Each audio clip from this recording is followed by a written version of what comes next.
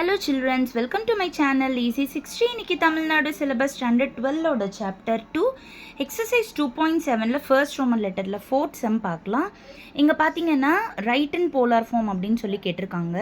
இப்போ இது divisionல கொடுத்திருக்காங்க. ஸோ நம்ம இது divisionல கொடுத்ததால numerator z1 எடுத்திருக்கேன், denominator வந்து z2 எடுத்திருக்கேன். z2 வந்து ஆல்ரெடி polar formல தான் இருக்கு. அப்போ z1 மட்டும்தான் நம்ம polar formல மாற்ற எழுதணும்.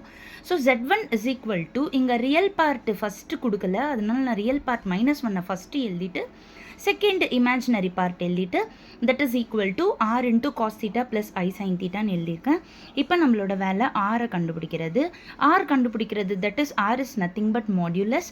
ஸோ மாடியுலஸ் கண்டுபிடிக்கிறதோட ஃபார்முலா வந்துட்டு √(x² + y²).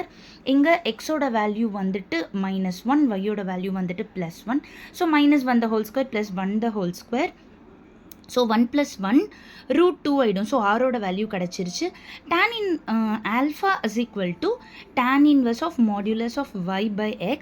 So tan inverse of y பதிலாக 1, x பதிலாக -1.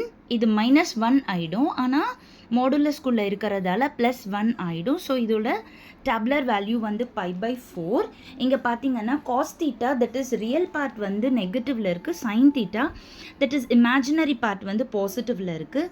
ஸோ சைன் தீட்டா பாசிட்டிவ் அப்படின்னா தீட்டா வந்து lies in second quadrant. So அங்கே theta takes the value π - alpha. So π - alpha இப்போ தான் π/4ன்னு நம்ம கண்டுபிடிச்சோம்.